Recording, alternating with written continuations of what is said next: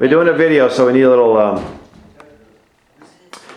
Here we are in the Rindge Historical Society in beautiful Rindge, New Hampshire, April of 2012. And we're talking to Carla, who's one of the staff members of the all-volunteer Historical Society. So Carla, tell us a little bit about the history of this house itself and the museum. Okay, the house was built in 1815 and it became the Rindge Historical Society in 1995. The Historical Society purchased the building from the Allen family. The collection was started in 1895 by Mary Lee Ware, and there's a picture of her over here. She was the benefactor of the glass flowers at Harvard, and she was a summer resident of Rindge. She went around collecting artifacts from all the old families in town, and she started a museum upstairs in the library.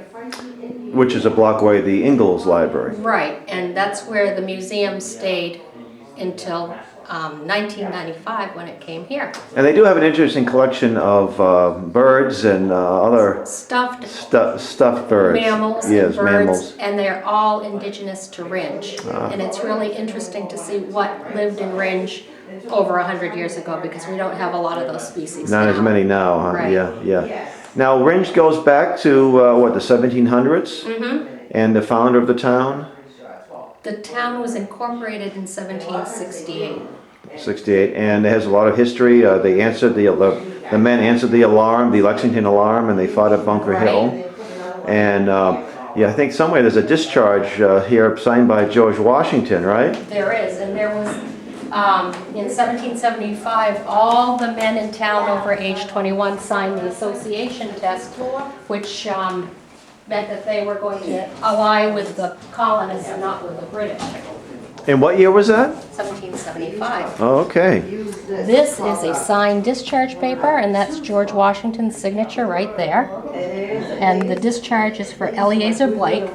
This is Eleazar. It's kind of hard to see with the glare, but there's the general signature right there. And Eleazar went in and served in the Revolution from Wrentham, Mass, and he moved to Rindge after the Revolution. And he was a what, sergeant? Right. These are his journals that he kept during the Revolution.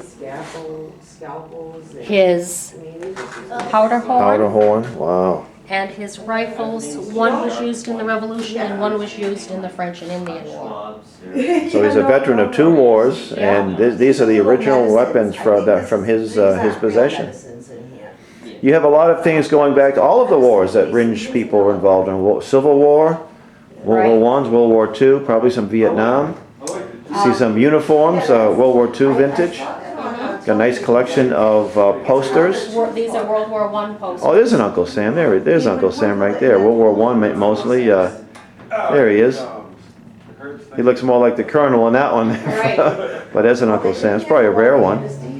The drum dates to about the War of 1812. 1812 is That was made in Rindge made right here in Rindge, by yeah. Stephen Emery. Yeah. And I know we have some shirtlift history here in Rindge. Roswell Moore shirtlift.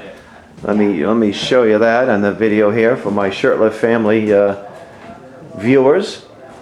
There he is. He was a Civil War veteran, an artist who painted with Winslow Homer, and was a prisoner of war for a short time in the Civil War and was involved in the prisoner exchange.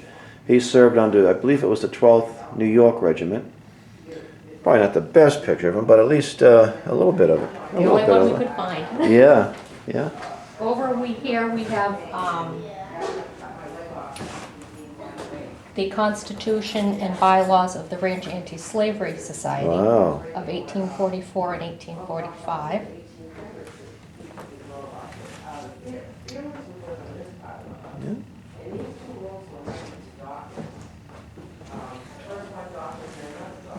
More pictures of Civil War veterans from Rindge. Mm-hmm. Like a very proud history. And who are these two, this distinguished looking couple? That is the Sawtells. They lived in West Rindge. These our portraits are by Bundy, who was an itinerant portrait painter. Sort of a folk art. Yeah. From Vermont. What I understand is that a lot of times they would have the bodies already ready to roll, and you just do the heads. Right. Yeah.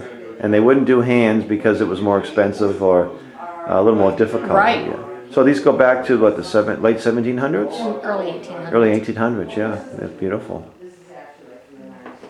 They almost look like brother and sister. They do, don't they? And who is this distinguished gentleman here? That's Captain Adams, And this is Civil War. right? Yeah. And again, you have a lot of, this is a real gem. And now you're open, what, Wednesdays? From 10 to 12. From 10 to 12. And the first Saturday of the month from 10 to 2. From 10 to 2, first Saturday of the month. That's year round. Yep. And by appointment. So what number would people call? 899-2208. And that would be a 603 area code. Right. And you have a website? Yep. And we have email, Rindge Museum at myfairpoint.net. .net. And I tell you what, folks, if you're in the Monadnock area, say that fast 3 times, I highly recommend a visit to this wonderful little gem of a museum. Should we venture up the second floor? What else? Yeah, here we go. And that's a picture of this house in better days. It Oh. could look like this again. And if all the people that are watching this video would help support your noble efforts here, you'd be able to restore this to its original state. Right. But either way, folks, it's a great little museum. Probably spend a few hours here visiting, and the admission's only a couple of dollars. And of course, here we have some vintage ladies' wear. Let's see. Here, this one you can't see too well, but this is a picture, I guess it would be a daguerreotype, of the founder of Rindge, because one of the founders, incorporators, Thomas, with his lovely wife, who is an ancestor of mine, Sylvia Shirtliff Ingalls. You can't really see it too well, but it's there, and some other distinguished townspeople. Here is the what a classroom would look like. One of the old schoolhouse classrooms. You remember those bells? And of course, in those days, folks learned about the Declaration of Independence and the Constitution. It was something that most people had a real appreciation for. Unfortunately, not so much today. Now here's a vintage bathroom, and when my children saw this, we had a sink in our upstairs bathroom that was just like that, and the bathtub. So this is probably early 1900s plumbing. This is a really interesting map. This is a map of the United States in 1814. Ah, that's before we got a lot of territory added to this since then. And here are the famous samplers. Every young lady would learn this craft, and they would usually put family alphabets and sometimes Bible verses. And how old are these? These go back to the early 1800s, I'm guessing? Yeah, late 1700s. Late 1700s. And they're in early very good 1800s. shape, too. Yeah, it's just amazing. So again, tell us how people can visit. Oh, we got one more room to walk into. Oh, you also have a chair. I think we missed it. You have a chair from Governor Dudley, Yeah, it's going back downstairs. to what, the early 1700s? Must have been 1600. 1600s. Right. Wow. Oh, it looks like pewterware. Yeah, it's the original communion set. Wow, look at that.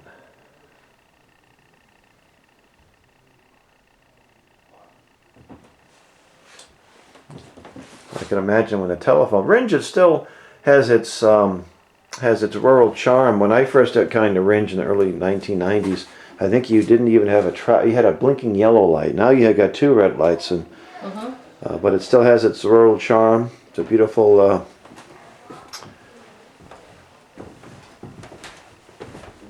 Oh yes, of course. Here's a Rindge, New Hampshire. One of the attractions of Rindge is the Cathedral of the Pines, not too far from us here. Okay, and here's the children's room. Children today have all these electronic gadgets, but in the old days they kept busy by these wonderful games, and they still do. Some of them still do have these types of imaginations, and these are very simple toys and crafts. And these cribs go back to the 1700s, it looks like? Or early 1800s. Early 1800s? Yep. No, this is not as old, but look at that. No, that's from the late 20s, early Yeah, 30s. that is beautiful. It is electric, it does It work. looks like it works, yeah, Um, yeah. Where was this made, do you know offhand? It's from the Lionel Train Company. Oh, okay, that's in what, the Midwest. Oh my goodness. That'd be a rare item here. So one more time, where can people get information about your museum, and when can they visit? They can visit Wednesdays from 10 to 12, the first Saturday of the month from 10 to 2. They can call the museum at, yeah, at 899-5. Now that's, or you can call me at 899-2208 to set up an appointment. And that's 603 area code. Yeah. 603-899-2208. 2208. Or you can contact the museum at Rindge Museum at myfairpoint.net. And if you went on the line, you'd be able to get on the internet. You'd be able to get a website with Yes. information about Yeah. Okay, well, great. Well, thank you, Carla. Okay.